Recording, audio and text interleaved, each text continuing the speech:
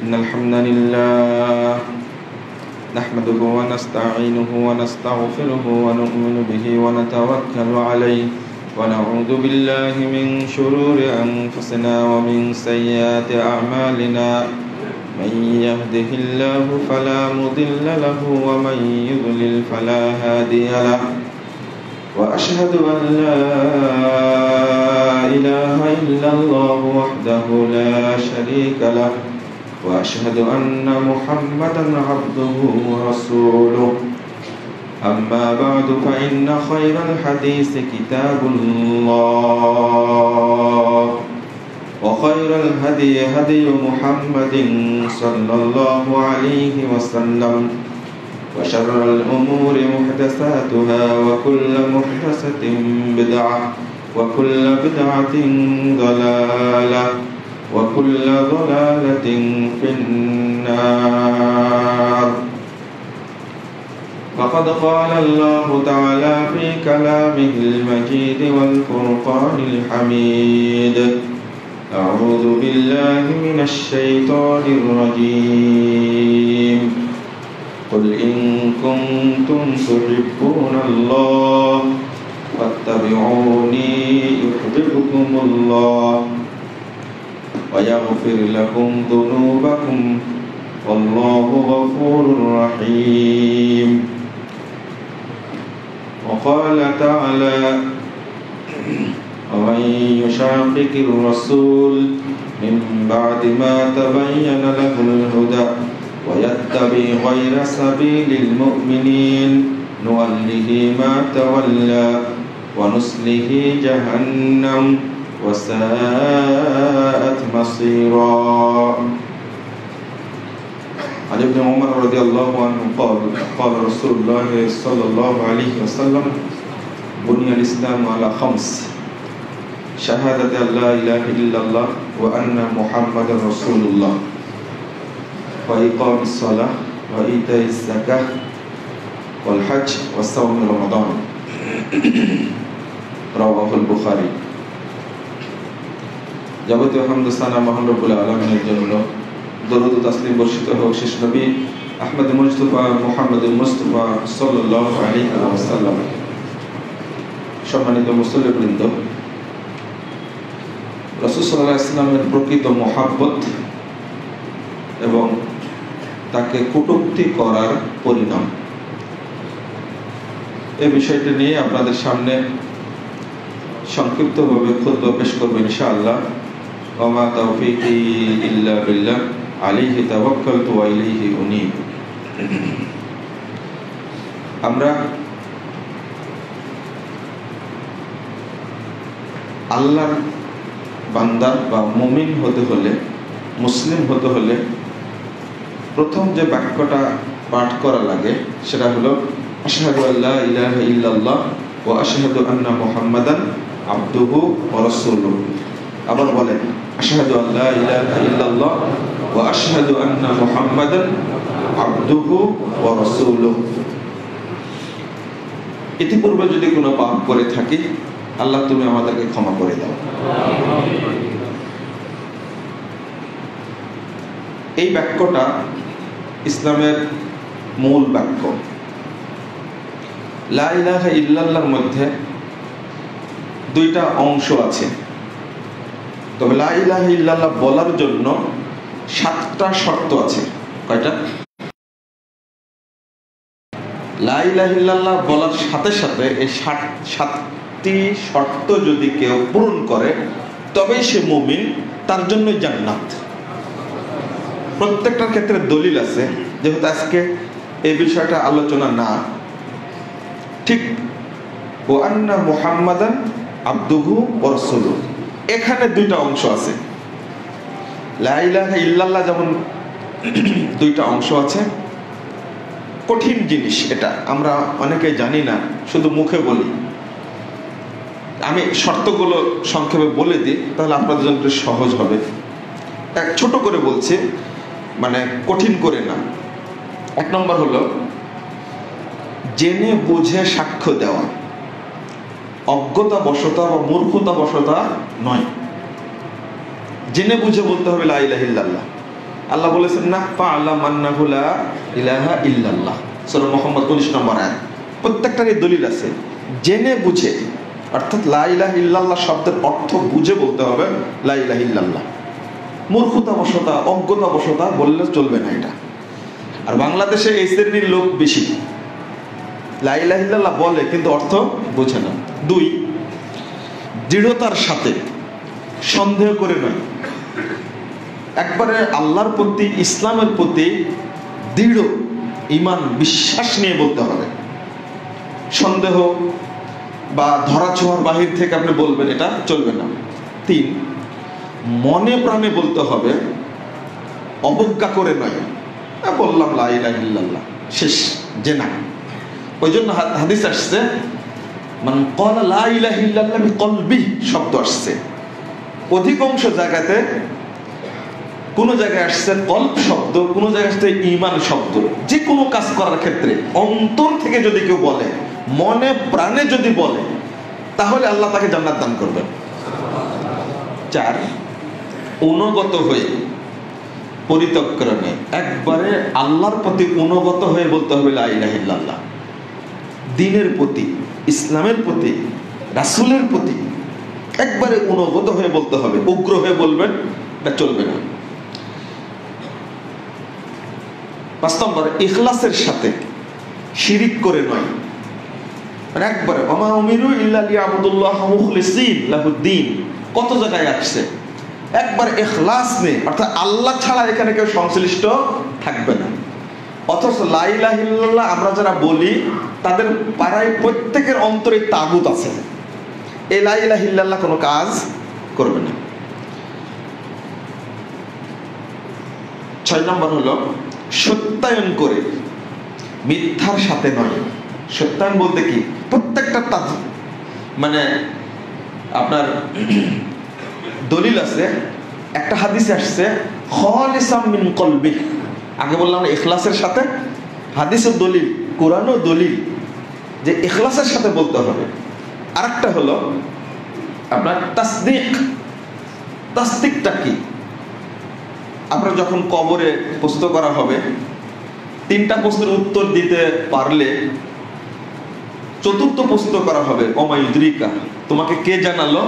তো উত্তরে কি বলবেন আপনারা? করারতু কিতাবাল্লাহ ওয়া সাদ্দাকতু বিহি ওয়া আমানতু। তাহলে তাসদিকটা, আমি আল্লাহর কিতাব পড়েছিলাম এবং তাকে সত্যায়ন করেছিলাম, অর্থাৎ বাস্তবে রূপ দিয়েছিলাম, শুধু আমি মুখে বলিনি, তাসদিক করেছিলাম, সত্যায়ন করা।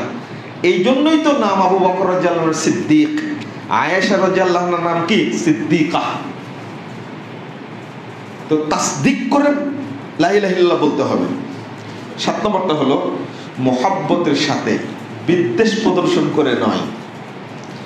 যারা ব্যবসায়ী, যারা অর্থাৎ বৈষয়িক জীবনের সাথে জড়িত, তারা লা ইলাহা ইল্লাল্লাহ মুহাব্বতের সাথে পড়ে না, ওরা দেখানোর জন্য পড়ে থাকে। ইসলামকে ঘৃণা করে না তারা, এই লা ইলাহা ইল্লাল্লাহ কোনো কাজ আসবে না। এই 7টা জিনিস মনে রাখবেন। আর গত জুমায় খুতবা দিয়েছিলাম সিলেটে শাহাদাতাইনের ব্যাখ্যা, এই বক্তব্যটা আপনারা শুনে নেবেন। এবার মুহাম্মদুর রাসূলুল্লাহ সাল্লাল্লাহু আলাইহি সাল্লাম, এটাই তো মূল কথা। অর্থাৎ এই বাক্যের মুহাম্মদ সাল্লাল্লাহু আলাইহি সাল্লাম সম্পর্কে যে ঈমান এনেছি আমি, তার মূল কথা কি? ও আশহাদু আন্না মুহাম্মাদান আবদুহু ওয়া রাসূলুহু। এর অর্থটা, গুরুত্বপূর্ণ তাৎপর্য এখানে আছে 2টা। একটা হলো আল্লাহ আগে বলছেন আবদ, সুবহানাল্লাযী আসরা বিআবদি, এখানে কিন্তু রাসূল শব্দ উল্লেখ করেননি। কি উল্লেখ করেছেন? আবদ শব্দ। আবার যখন বান্দাকে স্বীকারোক্তি নিচ্ছেন, তখনও বলতে বলছেন কি? ওয়া আশহাদু আন্না মুহাম্মাদান আবদুহু ওয়া রাসূলুহু। আচ্ছা, মুহাম্মদ সাল্লাল্লাহু আলাইহি সাল্লাম বান্দা হিসাবে আমাদের জন্য জরুরি না রাসূল হিসাবে বেশি জরুরি? তা আবদ কথাটা উল্লেখ করলেন কেন? কারণ হলো পৃথিবীতে কিছু মানুষ এই মুহাম্মদকেই যে আল্লাহ বলে দাবি করবে এটা জানতেন কে? আল্লাহ। এই জন্য আগে স্বীকার করতে হয় মুহাম্মদ বান্দা, তিনি মাবুদ না।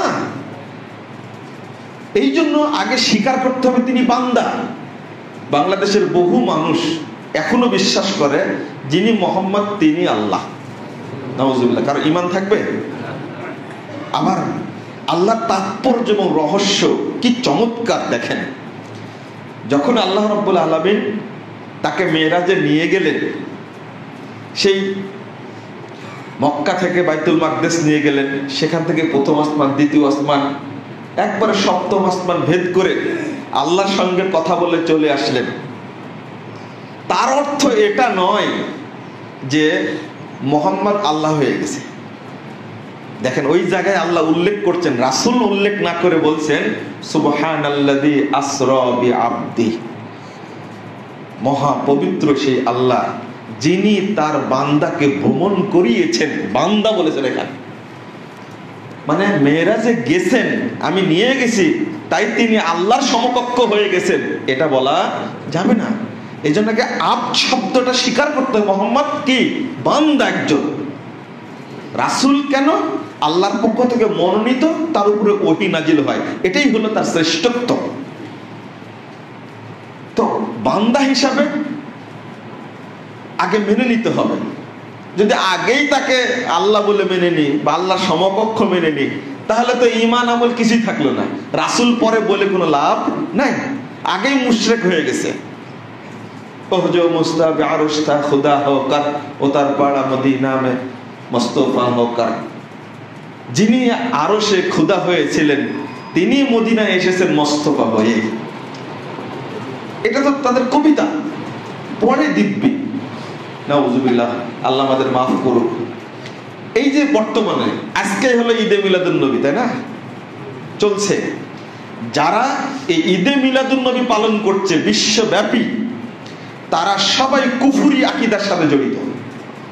এটা হলো সুফিবাদী আকীদা, যেটা উপমহাদেশে বেরলভী আকীদা বলে পরিচিত। বর্তমানে ওইটার মডার্ন নাম হয়েছে কোয়ান্টাম মেথড। আমি আবারও বলছি, কিছু শিক্ষিত মানুষ, আলহামদুলিল্লাহ এখন আল্লাহ তৈরি করে দিচ্ছেন কিছু শিক্ষিত মানুষকে, তারা এই জিনিসটা এখন বুঝছে। মুহাম্মদুর রাসূলুল্লাহ সাল্লাল্লাহু আলাইহি ওয়াসাল্লাম তিনি যে মানুষ, এই জিনিসটা স্বীকার করাতে আমরা পারছি না। এই যে ঈদে মিলাদুন নবী নাম করে যেগুলো করা হচ্ছে, মাজার সাজানো হচ্ছে, আর তার নামে বড় একটা চেয়ার রেখে দেওয়া হচ্ছে যে ওই চেয়ারে এসে মুহাম্মদ সাল্লাল্লাহু আলাইহি ওয়াসাল্লাম বসবেন, এগুলো সব কুফরি আকীদা না? যেখানে মিলাদ হয় সেখানে আল্লাহ রাসূল গিয়ে উপস্থিত হন। এই আকীদাগুলো হলো কুফরি আকীদা। আর আল্লাহ এবং মুহাম্মদকে এক করে দেখা, নাউজুবিল্লাহ, এটা যে কত জঘন্য আকীদা, আর এটাই বেরলভীরা বেশি প্রচার করছে। আমি বলছিলাম কোয়ান্টাম মেথডের কথা। আজকে আধুনিক জেনারেল শিক্ষিত মানুষদের মধ্যে মহাজাতক বুখারী নামে এক লোক কোরআন ছাপিয়েছে, বিকৃত করে এই কোরআন পড়া যাবে না। কোয়ান্টাম ফাউন্ডেশন থেকে প্রচারিত কোনো ম্যাগাজিন, কোনো বই পড়া যাবে না, নিষিদ্ধ একেবারে। এরা মূলত সেই পুরাতন সুফিবাদকে নতুন করে মানুষের সামনে তুলে ধরছে। আর সুফিবাদী আকীদাই হলো আল্লাহ আর মানুষের মধ্যে কোনো তফাৎ নাই। নাউজুবিল্লাহ, আস্তাগফিরুল্লাহ। এই আকীদাই তারা প্রচার করছে। এবং সুফিবাদ সৃষ্টি হয়েছে চারটি সংস্কৃতির আলোকে। একটা হলো গ্রিক, একটা হলো পারসিক, আর একটা হলো হিন্দু, আর একটা হলো মানে ব্রাহ্মণ। এই চারটি সংস্কৃতির আলোকে এই সুফিবাদের সৃষ্টি। আমার এই বড় একটা লেখা আছে, ভ্রান্তির বেলা দলে একামুদ্দিন, বইটার মধ্যে আপনারা পড়ে নেবেন। তো এই মহাজাতক বুখারী কোয়ান্টাম মেথড যেটা এখন করছে এই মেডিটেশনের নাম দিয়ে, আর অধিকাংশ জেনারেল শিক্ষিত মানুষ তার মধ্যে ঢুকে গেছে। এটা হলো অরিজিনাল শয়তানি চক্রান্ত এবং শয়তানের ফাঁদ। এটা তাদের মধ্যে ঢোকা যাবে না। তারা মুসলিম হিন্দু বিধর্মীর মধ্যে কোনো পার্থক্য করে না।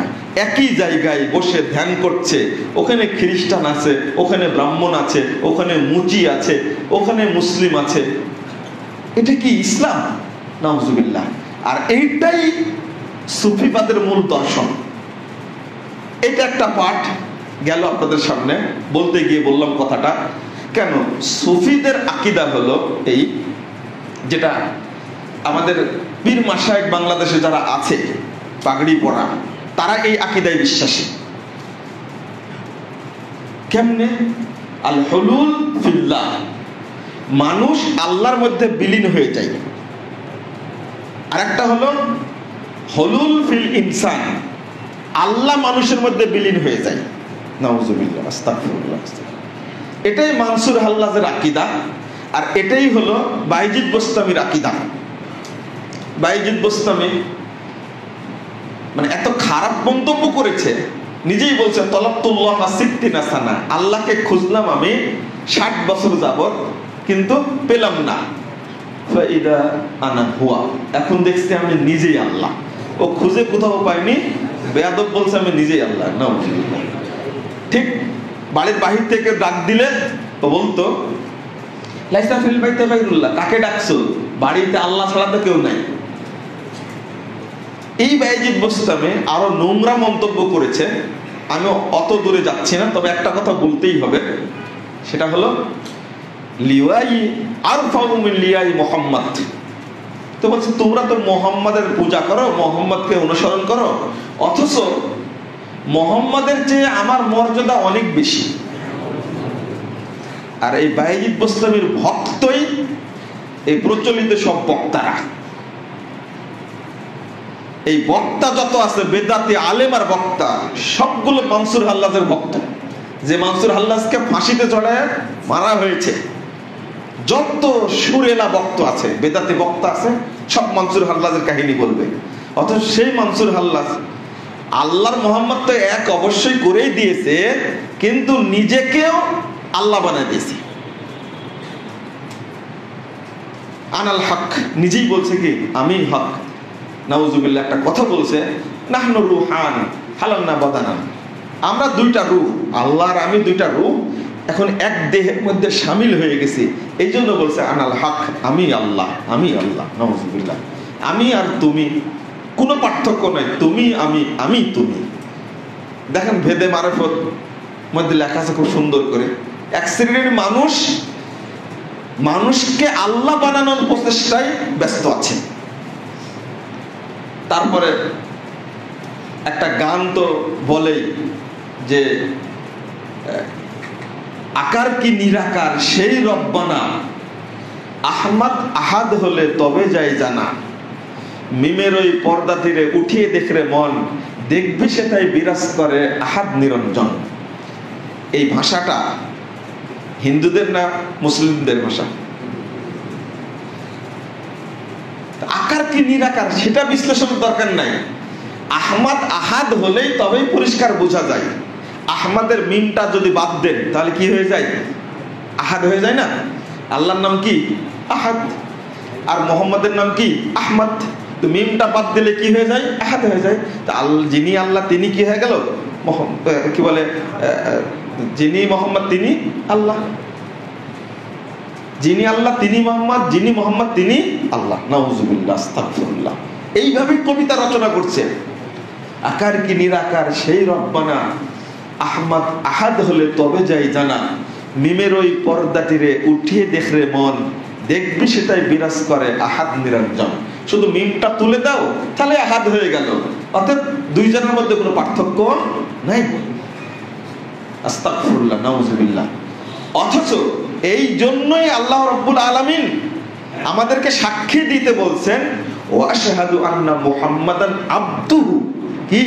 আবদুহু। আগে বান্দা এটা স্বীকার করো, কোথায় মাবুদ সপ্তম আসমানের উপরে, আর কোথায় বান্দা?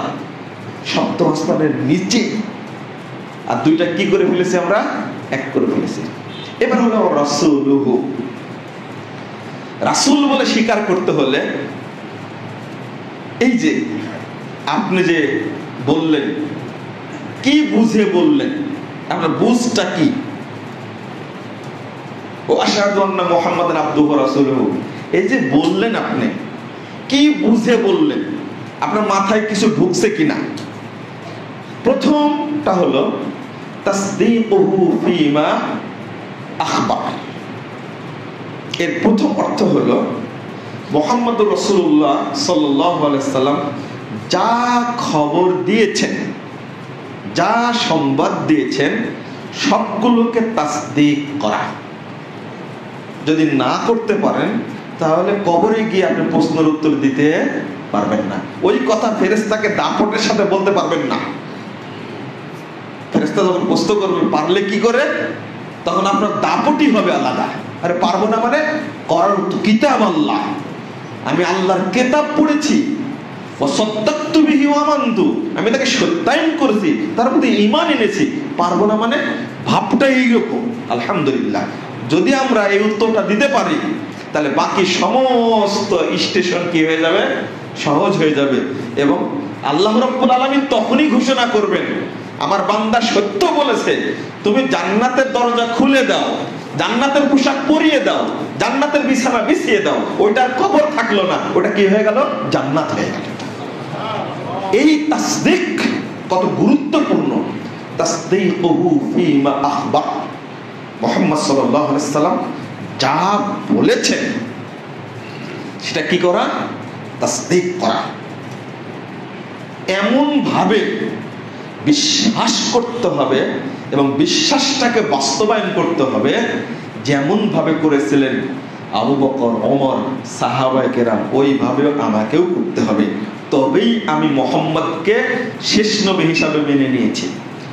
যারা কাদিয়ানি তারা তো আছে একটা শ্রেণী, যারা শেষ নবী হিসাবে বিশ্বাস করে না। এরা কি কাফের? এতে কোনো সন্দেহ আছে? এরা কি কাফের? কাদিয়ানীদেরকে যারা মুসলিম মনে করবে তারা নিঃসন্দেহে অরিজিনাল কাফের হয়ে যাবে। কথাটা আবারও বলছি, এটা কিন্তু ঈমানের অংশ। এটা ঈমান নষ্টের যে 10টা কারণ আছে তার মধ্যে এটা একটা কারণ। যারা কাফের তাদেরকে যদি কুফরিতে কেউ সন্দেহ করে সে কি হয়ে যাবে? কাফের হয়ে যাবে। ইহুদি খ্রিস্টানরা এরা কি কাফের না? কোন ব্যক্তি যদি বিশ্বাস করে সামান্যতম একে কাফের নাও বলা যেতে পারে, তো ও খাঁটি কাফের হয়ে যাবে। এই জন্য কাদিয়ানীদেরকে যদি কেউ কাফের না মনে করে তাহলে সে কি কাফের, এতে কোনো সন্দেহ নাই। কারণ আমার নবী মুহাম্মদ সাল্লাল্লাহু আলাইহি ওয়াসাল্লামকে তারা শেষ নবী হিসেবে বিশ্বাস করে না, অর্থাৎ তারা কাফের। আর মুহাব্বত বলতে কি বুঝাই, এটা একটা প্রসঙ্গ দরকার। মহব্বত এটা না যে মিলাদ করে বুড়ো আঙ্গুলে চুমু খাওয়া, এটা মহব্বত না। মুহাম্মদ রাসূলুল্লাহ সাল্লাল্লাহু আলাইহি ওয়াসাল্লাম পৃথিবীতে যে বিধানগুলো নিয়ে এসেছেন তাকে মনে প্রাণে বিশ্বাস করে সত্যায়ন করা।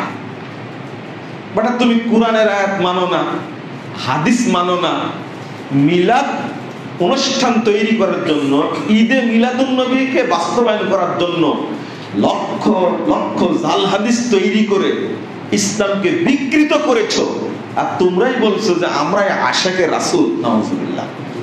এটাই হচ্ছে মানে আমলে নাই, আকীদা নাই, মানহাজে নাই, অথচ নাম দিয়েছে কি আহলে সুন্নাহ ওয়াল জামাত।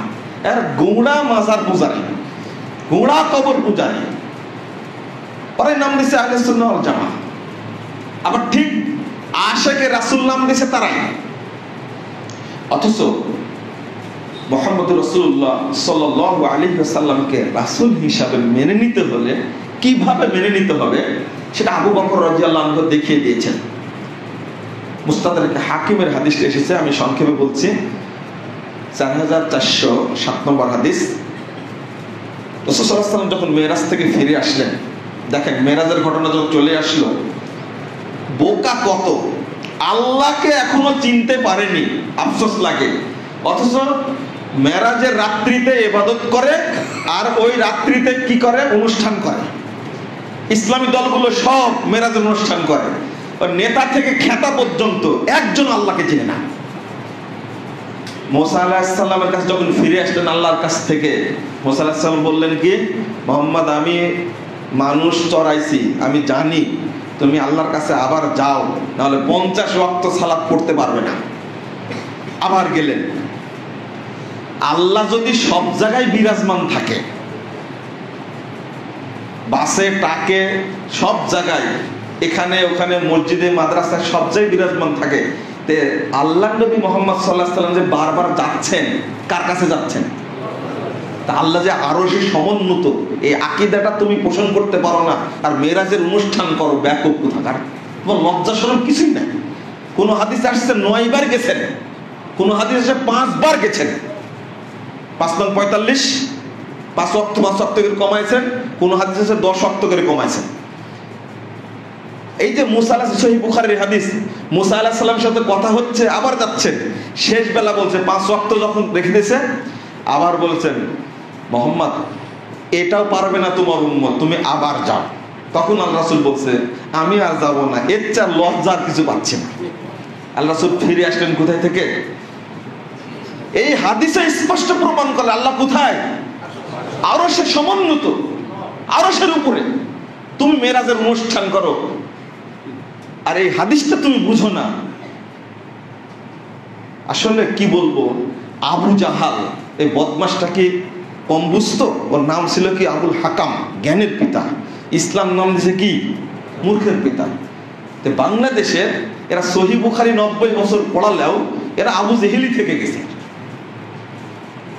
বুখারী থেকে কোনো খালি উপরে বোতলের উপরে চেটে কোনোদিন মধুর স্বাদ পাওয়া যায়?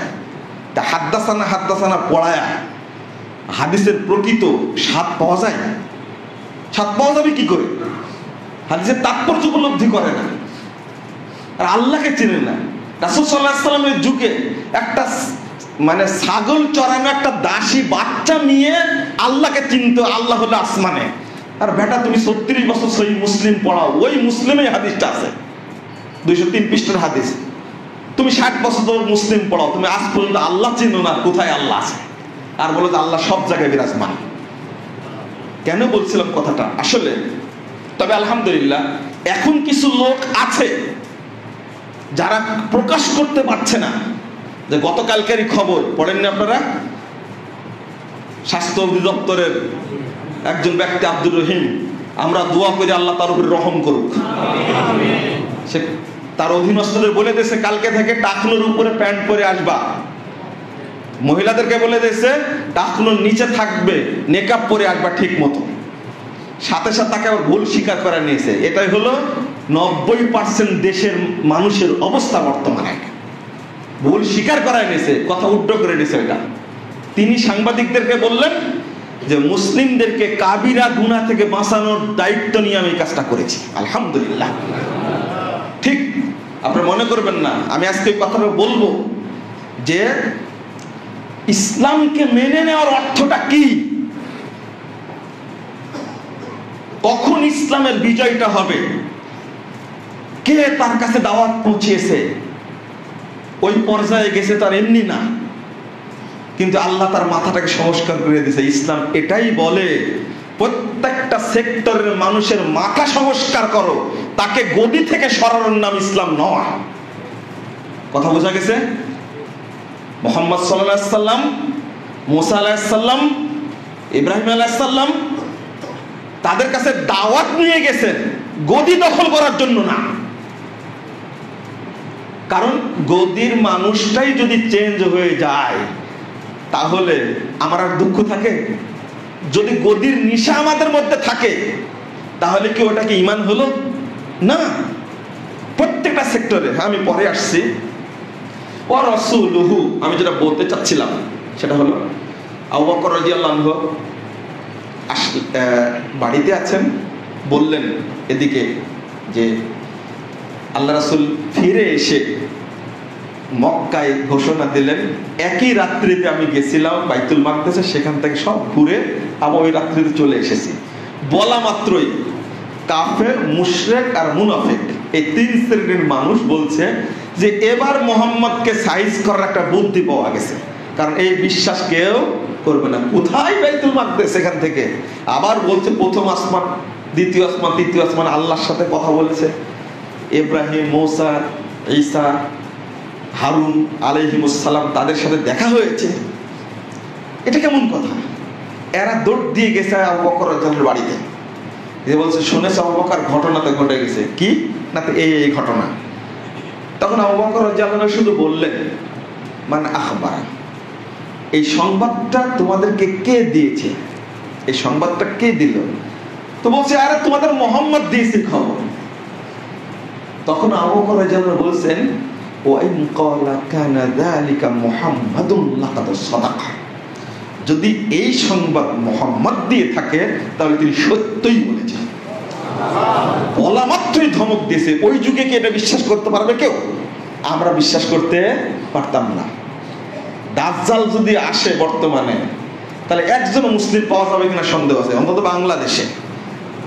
দাজ্জাল যে আসেনি, আলহামদুলিল্লাহ, আল্লাহর শুকরিয়া, আমরা তার ফিতনা থেকে আল্লাহর কাছে পানা চাই। তো ওই যুগে কেউ বিশ্বাস করতো না। মুহাম্মদ রাসূলুল্লাহ সাল্লাল্লাহু আলাইহি ওয়াসাল্লাম তিনি যখন খবরটা দিচ্ছেন, এটা কিন্তু আবু বকর শুনেননি। আবু বকর রাদিয়াল্লাহু আনহু শুনছেন কাদের কাছ থেকে? কাফের, মুশরিক, মুনাফিকদের কাছ থেকে শুনছেন। কি আশ্চর্য ব্যাপার! শুধু জিজ্ঞেস করলেন সংবাদটা কে দিয়েছে সেটা বলো।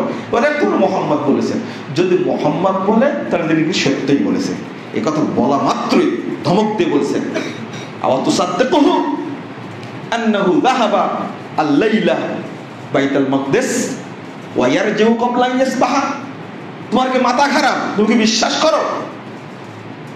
এই তাসদীক, তুমি কি বিশ্বাস করো যে মুহাম্মদ এক রাত্রে বাইতুল মাকদিসে গেছে, আবার ওই রাতে ফেরত আসছে? এটা কি বিশ্বাস করো? আবু বকর রাদিয়াল্লাহু আনহু ঠান্ডা গলায় আবার বলছেন, লা উসাদ্দিকুহু ওয়াইন কানা আবাদ মিন যালিকা। বলো কি, মুহাম্মদ যদি এর চেয়ে অনেক দূরের কথা বলে, তবু আমি আবু বকর সেটাকেই বিশ্বাস করি। উসাদ্দিকু ইয়াতি খবরুস সামাই দুআতান রাহাতান, বিশ্বাস করি মুহাম্মদ সাল্লাল্লাহু আলাইহি ওয়াসাল্লামের কাছে সকাল সন্ধ্যায় আল্লাহর পক্ষ থেকে ওহী নাজিল হয়। ফাসুম্মিয়া বিযালিকা সিদ্দীক। এই কথাটুকু বিশ্বাস করার কারণে আবু বকর রাদিয়াল্লাহু আনহু নাম হয়ে গেল কি? সিদ্দীক। তাসদীকটা এইরকম হতে হবে। সুদ খাচ্ছেন, ঘুষ খাচ্ছেন, জিনা করছেন, ব্যভিচার করছেন, কত খারাপ কাজ করছেন, এটা তো করছেন। আর মুহাম্মদ সাল্লাল্লাহু আলাইহি ওয়াসাল্লামের শরীয়তের উপরে বিদ্বেষ পোষণ করছেন, অথচ মুসলমানের বাচ্চা। আর যারা মুহাম্মদ সাল্লাল্লাহু আলাইহি ওয়াসাল্লামকে কটূক্তি করছে তাদেরকে আপনি সাপোর্টও দিচ্ছেন, আবার বলছেন আমি মুসলমান। যে না, হ্যাঁ, এখানে ছোট করে বলে নিন কথাগুলো। আল্লাহর রাসূলকে বিশ্বাস করতে হলে কয়েকটা শর্ত আছে, 7টা শর্ত। 1, তার উপর প্রদত্ত রিসালাতের প্রতি স্বীকারোক্তি প্রদান করা এবং অন্তরে দৃঢ়ভাবে বিশ্বাস করা। 1 নম্বর স্বীকারোক্তি, যেটা আগে বললাম আমি, এবং আমি হাদিসটা পেশ করলাম। 2, তার পক্ষে কথা বলা, মৌখিকভাবে প্রকাশ্যে ঘোষণা করা। আপনাকে মৌখিকভাবে প্রকাশ্যে বলতে হবে আমি মুহাম্মদ সাল্লাল্লাহু আলাইহি ওয়াসাল্লামের অনুসারী, তার উম্মত, প্রকাশ্যে বলতে হবে আপনাকে। 3, যথাযথভাবে তার অনুসরণ করা, অর্থাৎ তিনি যে সত্য বিধান নিয়ে এসেছেন তার প্রতি আমল করা এবং যে বাতিল থেকে নিষেধ করেছেন তা থেকে বিরত থাকা। পরের অনুবাদটা, তাসদীকুহু ফিমা আখবার ওয়া আল্লা ইউবাদাল্লাহ ইল্লা বিমা শারা। এই কথাটুকু বললে, বুঝলে কেউ বেদাত করতো না। বাংলাদেশে বেদাতের জন্মই হতো না। যদি আশহাদু আন্না মুহাম্মাদান আবদুহু ওয়া রাসূলুহু এই কথাটার অর্থ বুঝতাম, তাহলে বাংলাদেশে বেদাতি তৈরি হতো না। এবং বেদাতি আলেমরাও যদি বুঝতো অর্থটা, এর অর্থটা হলো এই, মুহাম্মদ সাল্লাল্লাহু আলাইহি ওয়াসাল্লাম যেটা শরীয়ত হিসাবে দেননি সেটাকে শরীয়ত মানা যাবে না। ওই অনুযায়ী আল্লাহর ইবাদত করা যাবে না। আর আমরা আজকে যত ইবাদত করছি সবই বেদাতের মধ্যে থেকে করছি। রাসূল সাল্লাল্লাহু আলাইহি ওয়াসাল্লামের অনুসরণে আমরা কি ইবাদত করি না, সবগুলো ইত্তাবুল বিদআহ, বেদাতের অনুসরণে আমরা ইবাদত করে থাকি। 4 নম্বরটা হলো অতীত ও ভবিষ্যৎ সম্পর্কে তিনি যে গায়েবের সংবাদ দিয়েছেন তার প্রতি বিশ্বাস করা। আল্লাহ রাসূল কিয়ামতের কথা বলে দিয়েছেন, তার ইয়াজুজ মাউজুজের কথা বলে, যত গায়েবের বিষয়ে বলেছেন সবগুলো কি করা? বিশ্বাস করা। 5 নম্বরটা হলো নিজের জীবন, সম্পদ, সন্তান সন্ততি, পিতামাতা এবং সকল মানুষের চেয়ে তাকে অধিক ভালোবাসা। এটা তো আপনারা জানেন হাদিসটা, যেটা আমি বলবো একটু পরে। 6, প্রত্যেকের কথার উপরে তার কথাকে প্রাধান্য দেওয়া এবং তার সুন্নাতের উপরে আমল করা। এইটা যদি না থাকে এই শর্তগুলো, তাহলে কালেমা শাহাদাত পড়ে লাভ নেই। এগুলো মেনে নিতে হবে পড়ার সাথে সাথে, তবে আপনি কিছু বুঝবেন, তবে শরীয়ত পাবেন, তবে আপনি ঈমানের স্বাদটা উপলব্ধি করবেন। এই জন্য তো আমরা সালাত পড়ি, স্বাদ পাই না, বলে যে সুখ আছে রে কিন্তু শান্তি নাই। তোমার শান্তি থাকবে কি করে? যত খাও তুমি, দুপুরে, সকালে, সন্ধ্যায়, সব খাওয়ার হলো হারাম খাওয়ার, তুমি সেজদা দিয়ে শান্তি পাবে কি করে? তৃপ্তি সহজে ইবাদত এটা নেই কেন? হারামখোরের কথায় তৃপ্তি পাই, বুঝতে পারেননি? ও তাগুতের কথায় তৃপ্তি পাই। আমি গতদিনে বলেছি, যদি চেয়ারম্যান শুধু আপনাকে ফোন দেয়, তাহলে আপনি লাভ দিয়ে উঠে মনে করবেন যে চেয়ারম্যান আমাকে ফোন দিয়েছে, মানে ও আল্লাহর চেয়েও বড় মাবুদ হয়ে গেছে। আস্তাগফিরুল্লাহ। আমি এমপি, মন্ত্রী, প্রধানমন্ত্রী, রাষ্ট্রপতির কথা বললাম না। আপনার মহব্বতটা সবচেয়ে বেশি কার প্রতি থাকবে? আল্লাহর প্রতি। তারপরে কার প্রতি? রাসূলুল্লাহ সাল্লাল্লাহু আলাইহি ওয়াসাল্লামের প্রতি মহব্বতটা সবচেয়ে বেশি থাকবে। আল্লাহ বলছেন 165 নম্বর আয়াত সূরা বাকারা, আশাদ্দু হুব্বাল্লাযীনা আমানু আশাদ্দু হুব্বাল লিল্লাহ। আরে যারা তাগুতের পূজা করে তারা তাদের মাবুদকে ভালোবাসে, তবে মুমিন যারা তারাই সবচেয়ে আল্লাহকে বেশি ভালোবাসে। আলহামদুলিল্লাহ, আল্লাহ সার্টিফিকেট দিচ্ছেন। তাহলে আমাদের ভালোবাসতে হবে কাকে? আল্লাহকে এবং আল্লাহর রাসূল মুহাম্মদ সাল্লাল্লাহু আলাইহি ওয়াসাল্লামকে। যদি আল্লাহকে মেনে নিয়েছি, রাসূলকে মানি না, তাহলে কি ব্যক্তি মুমিন না, ও কাফের। এক শ্রেণীর মানুষ আছে কোরআন মানে হাদিস মানে না, এরা কি? কাফের। এতে কোনো সন্দেহ নেই। এখন মহব্বত বলতে আপনাদের যেটা বুঝালাম, এই 6টি বিষয়ের প্রতি 6টি শর্তকে পূরণ করে যদি আপনি দিনকে মানতে পারেন, তবেই প্রমাণ হবে যে আমি মুহাম্মদ সাল্লাল্লাহু আলাইহি সাল্লামকে কি ভালোবাসি, তার উম্মত আমি তার অনুসারী। এটা বলতে পারবেন, কবরে মুক্তি পাবেন, কিয়ামতের মাঠেও রাসূল সাল্লাল্লাহু আলাইহি সাল্লামের কাউসারের পানি পান করতে পারবেন, এবং রাসূল মুহাম্মদ সাল্লাল্লাহু আলাইহি সাল্লামের সাথে জান্নাতে যেতে পারবেন ইনশাআল্লাহ। এর উল্টাটা মহব্বত বলতে যেটা বলেছে, একদিন মানে দিন পূজা করার মতো, ঠাকুরের মতো 12 মাসে 13 পূজা করার মতো, জীবনে একবার আল্লাহ রাসূলের জন্মদিন পালন করেই আমি মনে করব যে জান্নাতি হয়ে গেছি, রাসূলের আশেক হয়ে গেছি, এর নাম ইসলাম নয়।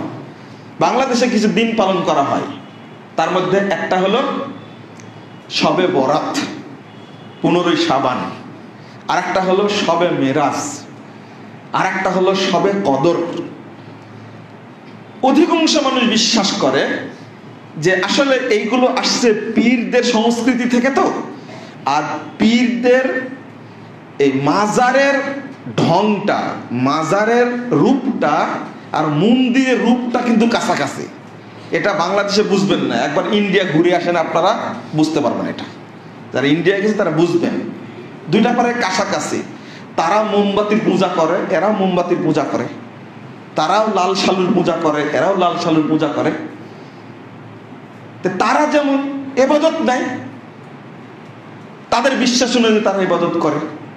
তা আমাদের দেশের মানুষকে এই তথাকথিত পীর মাশায়েখরা ঠাকুর সেজে মুসলিমদেরকে কয়েকটা দিনের মধ্যে ধর্মকে বন্দী করেছে, নাউজুবিল্লাহ।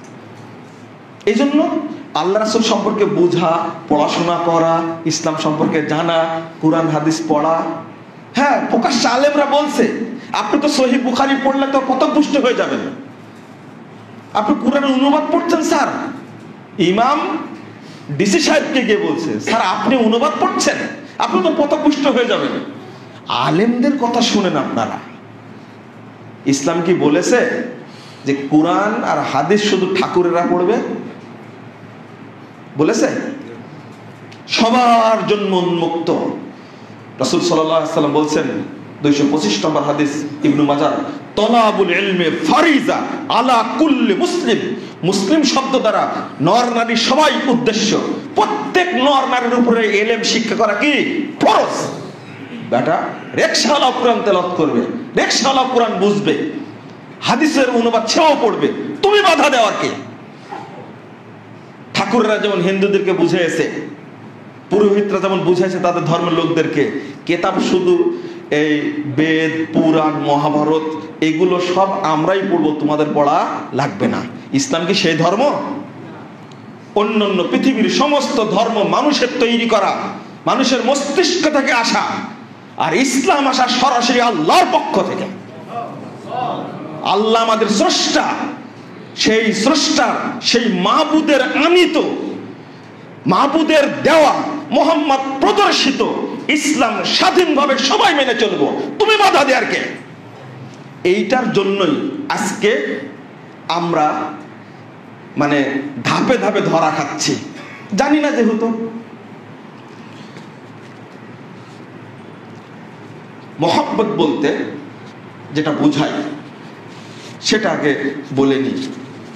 অন্তত একটা কথা যেন আল্লাহর কাছে বলতে পারি, হাদিসটা আমি বলছি, একটা কথা যেন বলতে পারি, আল্লাহ আমার কোনো আমল না থাকলেও আমার একটা আমল আছে, তোমাকে এবং তোমার নবীকে আমি ভালোবেসেছি। কথা বোঝা গেছে? ওই হাদিসটাই সহিহ বুখারীতে এসেছে, আপনাদেরকে একটু শোনায় দিচ্ছি। মুহাম্মদ রাসূলুল্লাহ সাল্লাল্লাহু আলাইহি ওয়াসাল্লামের কাছে সহিহ বুখারী হাদিস 36-88 নম্বর হাদিস, আনাস রাদিয়াল্লাহু বলছেন, একজন ব্যক্তিকে বলছেন আনিসা, জিজ্ঞেস করলেন কখন কিয়ামত হবে? আল্লাহ রাসূল বলেছেন ওয়া মাযা আ'দাদতা লাহা, কিয়ামতের জন্য কি প্রস্তুতি নিয়েছো তুমি? কিয়ামতের কথা জিজ্ঞেস করছে কেন? সাহাবী বলছেন লা শাইয়া ইল্লা আন্নী উহিব্বুল্লাহ ওয়া রাসূলাহ, আমার কোনো আমল নাই, তবে আমি কেবল আল্লাহকে এবং তার রাসূলকে ভালোবাসি। ফাকালা আনতা মা মান আহবাবতা,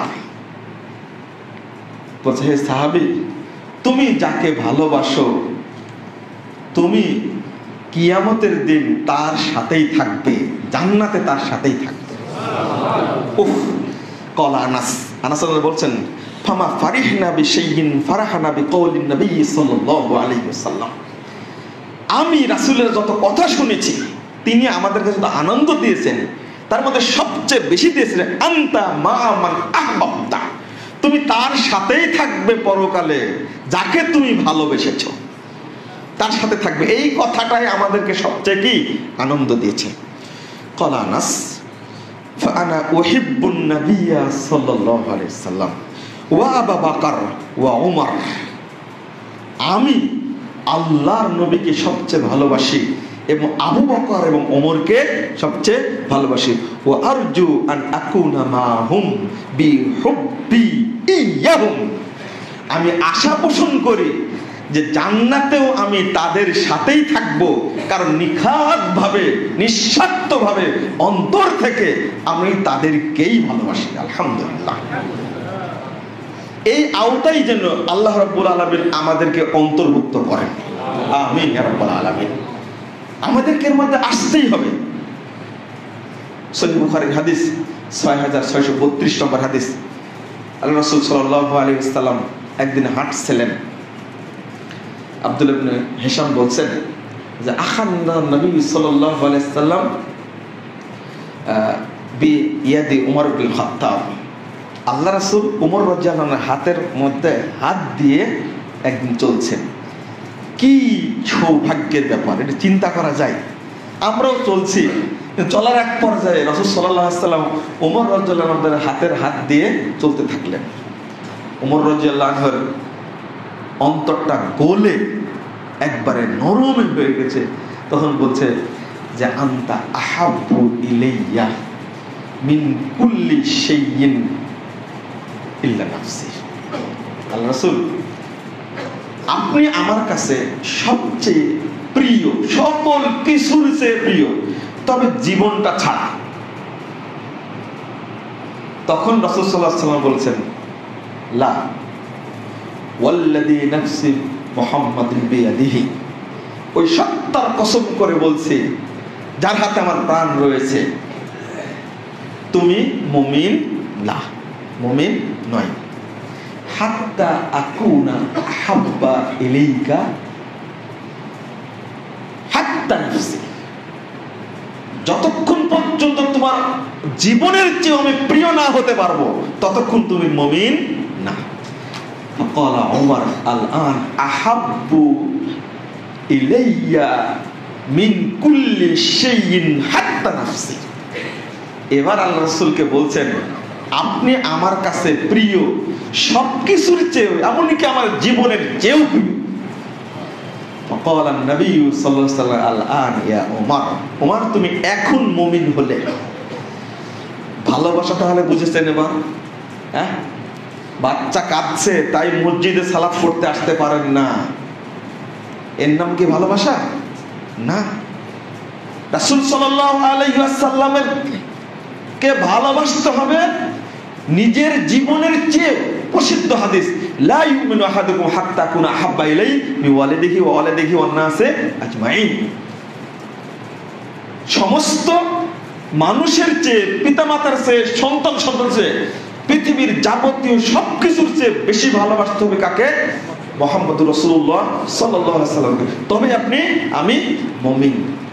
অথচ সেই রাসূলকে যারা কটূক্তি করে, তারা নাম মুসলিম হলেও, ইসলামের ঘরে জন্ম হলেও তারা নিঃসন্দেহে মুরতাদ হয়ে যাবে, কাফের হয়ে যাবে, এতে কোনো সন্দেহ নাই।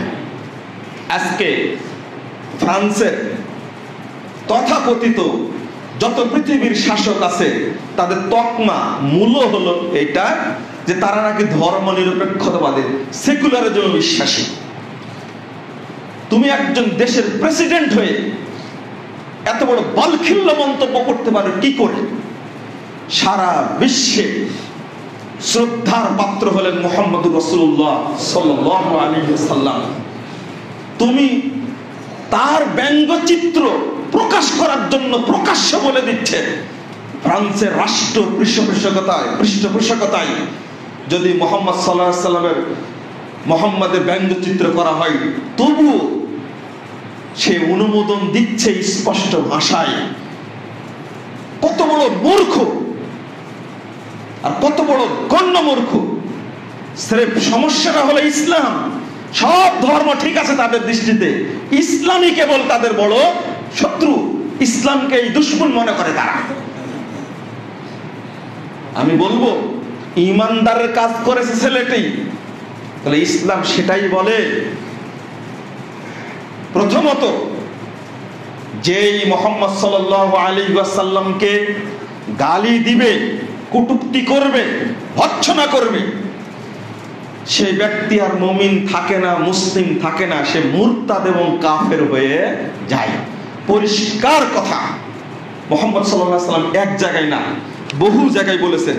আল্লাহ রাব্বুল আলামিন বলেছেন সূরা তাওবা 65-66 নম্বর আয়াত খুললেই আপনারা পাবেন। আমি অতটা বলতে যাব না, আমি শুধু এতটুকু বলবো। আবু দাউদের হাদিস, সংক্ষেপে বলছি, 4361 নম্বর হাদিস। রাসূল সাল্লাল্লাহু আলাইহি ওয়াসাল্লামের শেষ হাদিসটা, মানে মন্তব্যটা বলছি, সহিহ সনদে বর্ণিত হয়েছে। একজন অন্ধ সাহাবী, হাদিসে আসছে না রাজুলান আমা কানাত লাহু উম্মু ওয়ালাদিন তাসতামুন, তার একটা দাসী ছিল, তাকে বিয়ে করেছিল। হাদিসের শব্দ আসছে যে ইবনানি মিসলুল লুলতাইন ওয়া কানাত বি রাফিকা, যে তার পেট থেকে দুইটা সন্তান হয়েছে, একেবারে মুক্তার মতো, মণি মুক্তার মতো ঝকঝকে, এত সুন্দর, কিন্তু তার একটা অপরাধ, মাঝে মাঝে আপনাকে গালি দেয়। তো গত রাত্রি তার সহ্য করতে পারিনি, আমি কুদাল নিয়ে এসে ওর পেটের উপরে মেরে ওকে হত্যা করেছি। আল্লাহ রাসূলকে বলে দিলেন। এখানে প্রমাণ হয় যে রাসূল সাল্লাল্লাহু আলাইহি ওয়াসাল্লামকে পরে তিনি জানাবেন যে আমি তাকে মেরেছি, কারণ আমি সহ্য করতে পারিনি। কারণ আল্লাহর নবীকে, যাকে আমি সবচেয়ে বেশি ভালোবাসি, তাকে তুমি গালি দিবে, এটা কিভাবে সম্ভব? এসে বললেন ফাকালান নবী সাল্লাল্লাহু আলাইহি ওয়াসাল্লাম আলা ইশহাদু আন্না দামাহা হাদারুন, তোমরা সাক্ষী থাকো তার রক্তটা বিফলে গেল, তার রক্তের কোনো দাম নেই। অর্থাৎ এই হত্যাকে আল্লাহর নবী কি করলেন? সাপোর্ট করলেন। তুমি ঠিক কাজ করেছো, তুমি ঠিক কাজ করেছো। এটা রাসূল সাল্লাল্লাহু আলাইহি ওয়াসাল্লামের জীবনে ঘটে যাওয়া ঘটনা। একটা জয়ীফ হাদিস আছে, সেটা আমি বলবো না। আরেকটি হাদিস, মুহাম্মদুর রাসূলুল্লাহ সাল্লাল্লাহু আলাইহি ওয়াসাল্লাম বলছেন, এটা একটা লম্বা হাদিস, আমি লম্বা হাদিসের দিকে যাব না। এই হাদিসের আলোকে ইমাম আহমদ এবং ইমাম মালিক এবং আহমদ রাহিমাহুমুল্লাহ তিনি বলছেন ইলা আন্নাহা লা তুকবালু ফায়ুক্তালু ওয়ালাউ তাবা। এখানে একটা বিতর্ক, সামান্য ইখতিলাফের মধ্যে ছোট্ট একটা ইখতিলাফ হলো, যদি আল্লাহ রাসূলকে গালি দেওয়া ব্যক্তি তওবা করে, তাহলে তার তওবা গ্রহণযোগ্য কিনা, এইটা নিয়ে প্রশ্ন। ও যে কাফের, ও যে মুরতাদ, এটা নিয়ে কিন্তু প্রশ্ন নাই। তওবা করলে সে তওবা গ্রহণযোগ্য কিনা। ইমাম আহমদ বিন হাম্বল, ইমাম মালিক রাহিমাহুল্লাহ, ইমাম আহমদ বিন হাম্বল রাহিমাহুল্লাহ তিনি বলছেন যে তার তওবা গ্রহণযোগ্য নয়, পরিষ্কার। ইমাম শাফি রাহিমাহুল্লাহ একটু নরম হয়েছেন অনেকগুলো আয়াতের আলোকে, যে তার তওবাকে গ্রহণ করা যেতে পারে। কিন্তু এখানে আরেকটি কথা আছে, খুব কঠিন। সেটা হলো যে রাসূল সাল্লাল্লাহু আলাইহি ওয়াসাল্লাম যার প্রতি অসন্তুষ্ট হবেন, গালি দিলে আল্লাহ রাসূল সন্তুষ্ট হবেন না অসন্তুষ্ট হবেন? সন্তুষ্ট হবেন, অসন্তুষ্ট হবেন। একটা আবু দাউদের হাদিস আসছে এখানে, 2683 নম্বর হাদিস। মক্কা বিজয়ের দিনে একজন ব্যক্তির নাম ইবনু আবি শাহ। আল্লাহ রাসূল ঘোষণা করলেন 4 জন ব্যক্তি ছাড়া সবাই নিরাপদ, তার মধ্যে একজন ব্যক্তি নিরাপদ না, ইবনু আবি শাহ। এই লোক উসমান রাদিয়াল্লাহু আনহুর ঘরে গিয়ে লুকিয়ে গেছে। যখন বায়াত করার ঘোষণা দিলেন আল্লাহ রাসূল, তখন সবাই আসলেন। পরে শেষে আসছে এই ইবনু আবি শাহ। তো উসমান রাদিয়াল্লাহু আনহু নিয়ে এসে বলছেন, ইয়া নবী আল্লাহ বায়া আব্দুল্লাহ, এই বান্দার আপনি বায়াত নেন। ফারাফারা ওয়াসাহু ফানাদারা ইলাইহি থালাথান। আল্লাহ রাসূল এইভাবে তাকালেন 3 বার। তাকানোর পরে ফাবায়াহু বাদা থালাসিন, এই অত্যন্ত অসন্তুষ্টির নজরে 3 বার তাকানোর পরে বায়াত নিলেন। সুম্মা আকবালা আলা সাহাবিহি, এবার আল্লাহ রাসূল সাহাবীদের কাছে এসে বলছেন, ভাষাটা শুনেন, আম্মা কানা ফীকুম রাজুলুন রাশীদুন ইয়াকুমু ইলা হাযা হাইসু রাআনি কাফাফতু ইয়াদিয়ান বায়াতিহি ফায়াকতুলহু। আরে তোমাদের মধ্যে এমন কোন ভদ্রলোক ছিল না, যখন আমি তার দিকে তাকাচ্ছি এই রকম দৃষ্টি নিয়ে, তখন কেউ উঠে গিয়ে তাকে হত্যা করতে পারল না? কি বুঝলেন হাদিস দ্বারা? বোঝা গেল এই 4 জনের মধ্যে ইবনে আবি শাহ রাসূলের কাছে বায়াত নিলেও আল্লাহ রাসূল তাকে ক্ষমা করতে চাননি। রাসূল জীবদ্দশায় ক্ষমা করেননি, আপনি ক্ষমা করার কে? প্রশ্ন এই জায়গায়। আমি কি বোঝাতে পেরেছি আপনাকে? ও তওবা করলেই ক্ষমা হবে। বায়াত করার পরে আল্লাহ নবীর ভাষণ এটা। বায়াত নিলেন, নেওয়ার পরে খেপে গিয়ে বলছেন, তোমাদের মধ্যে কেউ কি ছিল না আমি যে 3 বার তার দিকে এইভাবে তাকালাম, তখন এসে হত্যা করতে পারলে না? ওই 4 জনের একজন। এরপরে সাহাবীরা বলছেন, মা নাদরি ইয়া রাসূলুল্লাহ মা ফি নাফসিক, আপনার অন্তরে কি আছে সেটা তো আমরা বুঝতে পারি না। আপনি যদি ইশারা দিতেন একটু চোখ দিয়ে তাহলে করতাম। তখন বলছেন যে চোখ দিয়ে ইশারা করা কোনো নবীর নিয়ম না। এত কঠোর। যারা আল্লাহর নবী মুহাম্মদ সাল্লাল্লাহু আলাইহি ওয়াসাল্লামকে গালি দেয়, পৃথিবীতে তাদের বেঁচে থাকার কোনো অধিকার নেই, কোনো অধিকার নেই। বাংলাদেশে এই পর্যায়ে সৃষ্টি হয়েছে, তাদের বিচার হয়নি।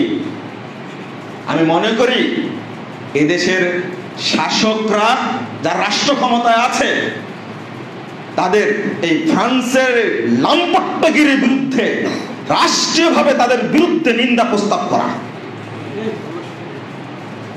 এবং শুধু পণ্য বর্জন না, এই ধরনের যে কোনো রাষ্ট্র, আমরা দেখি মাঝে মাঝে যুক্তরাষ্ট্রের বিরুদ্ধে প্রধানমন্ত্রী হুঁশিয়ারি করেন, স্বরাষ্ট্রমন্ত্রী হুঁশিয়ারি করেন। গত কয়েকদিন আগে এই যে কি বলে বিচার বহির্ভূত হত্যাকাণ্ডের বিরুদ্ধে যুক্তরাষ্ট্রে একটা টিম গঠন করা হয়েছে।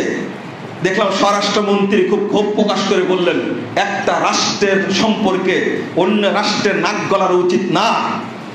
রাষ্ট্রের ব্যাপারে যদি এই ধরনের কথা আপনি বলতে পারেন, আপনি যদি মুসলমান হন, আমি যদি মুসলিম হই, প্রত্যেক ব্যক্তির দায়িত্ব হলো যারা এই মুহাম্মদ সাল্লাল্লাহু আলাইহি ওয়াসাল্লামের বিরুদ্ধে কটূক্তি করবে তাদের বিরুদ্ধে অবস্থান করা, এবং এই দেশে যদি কেউ পাওয়া যায় তাকে সরাসরি ফাঁসির কাস্টে ঝোলানো।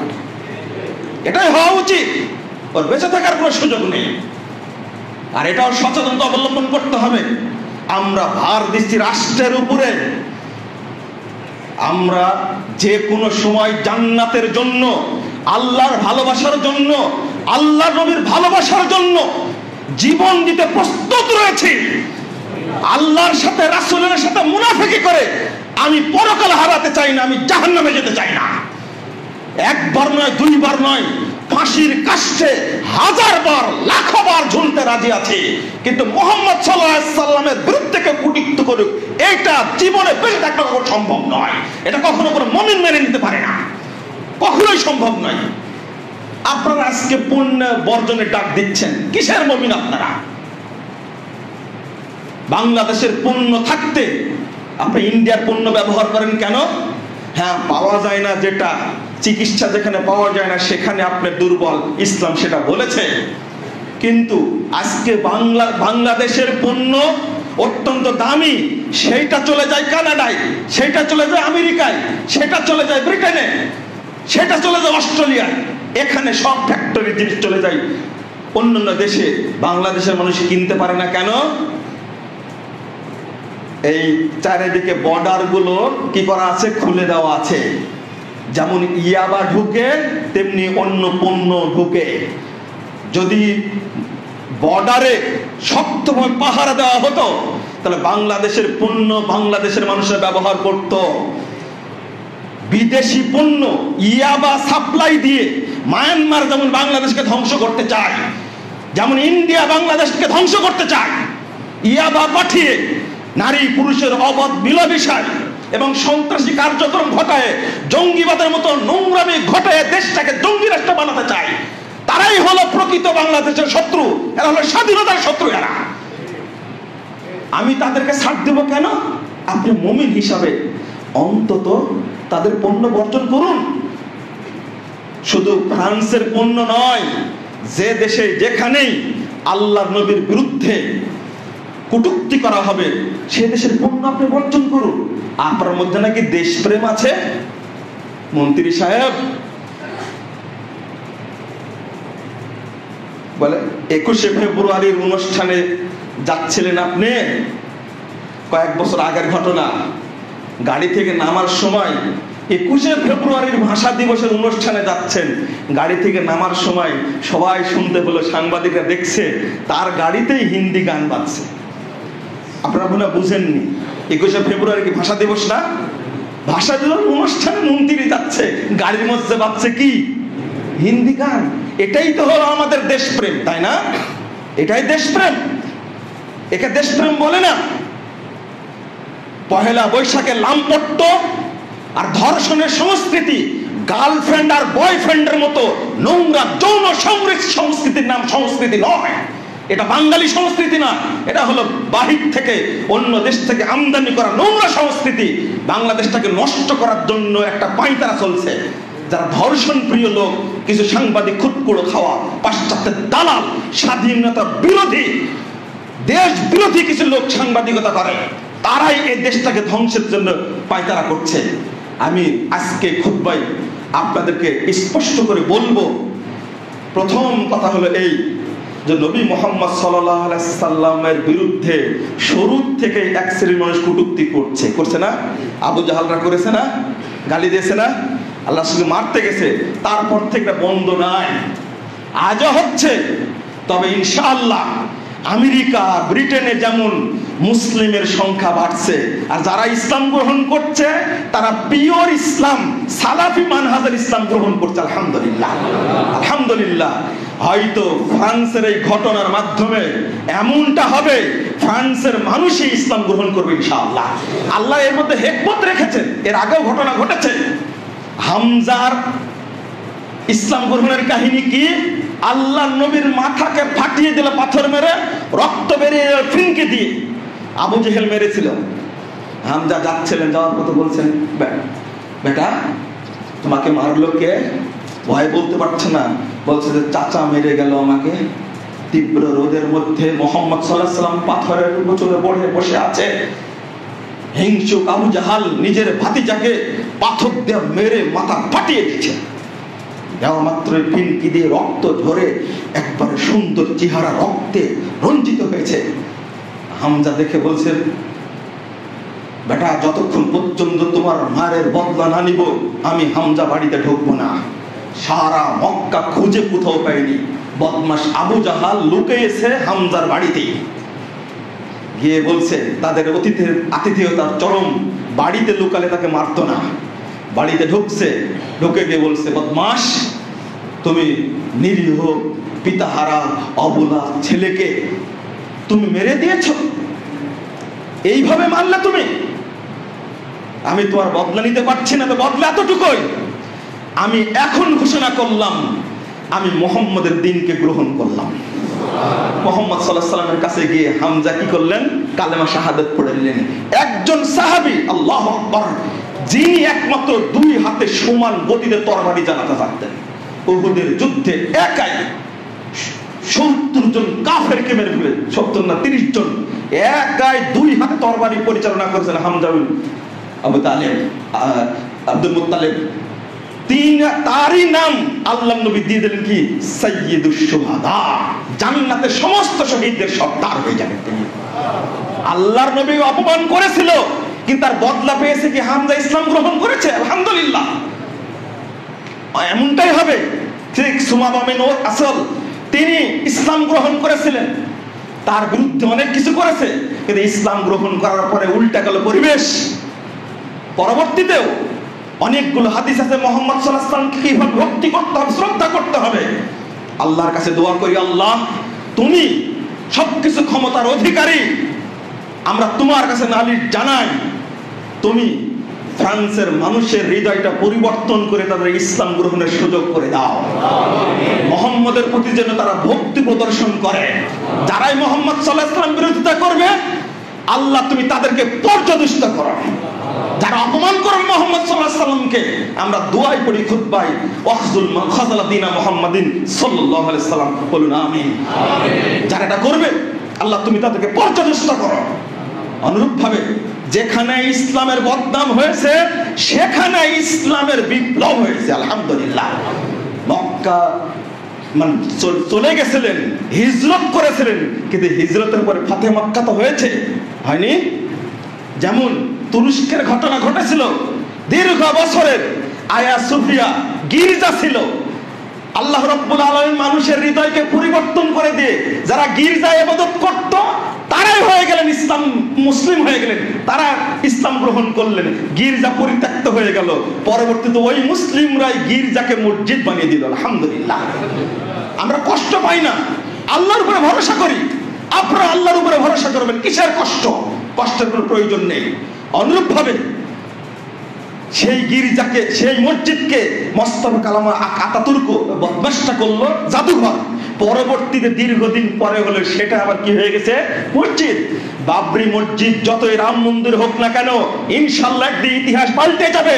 ওই রাম মন্দির একদিন মসজিদ হয়ে যাবে আবার ইনশাআল্লাহ। এটাই মুসলমানদের দৃঢ় ধারণা। ওই পরিবেশ আল্লাহ সৃষ্টি করবেন একদিন ইনশাআল্লাহ, এতে কোনো সন্দেহ নাই। মুসলমানরা ইমানে দৃঢ়তায় বিশ্বাসী, আদর্শে বিশ্বাসী, মুসলমানরা কোনো কাপুরুষ নয়। আজকে ফ্রান্সে নয়, সারা বিশ্বে মুহাম্মদ সাল্লাল্লাহু আলাইহি ওয়াসাল্লামের বিরুদ্ধে যা হচ্ছে, ইনশাআল্লাহ এর মাধ্যমে মুসলিমদের সংখ্যা বেড়ে যাবে ইনশাআল্লাহ। আমেরিকা, কানাডা, ব্রিটেন, সর্বত্র অস্ট্রেলিয়া ইসলামের সংখ্যা বেড়ে যাবে ইনশাআল্লাহ। আল্লাহ তুমি প্রকৃত ইসলামের বিপ্লব তৈরি করে দাও, আমিন ইয়া রাব্বুল আলামিন। আল্লাহ যারা ইসলামকে কবুল করেনি তাদের মধ্যে ইসলামের আলো ঢুকিয়ে দাও, আমিন। যারা বেদাতীরা, শিরকপন্থী, যারা মুসলিম হয়ে শিরক করছে, বেদাত করছে, আল্লাহ তুমি তাদেরকে তাওহীদ গ্রহণের তৌফিক দান করো, আমিন ইয়া রাব্বুল আলামিন।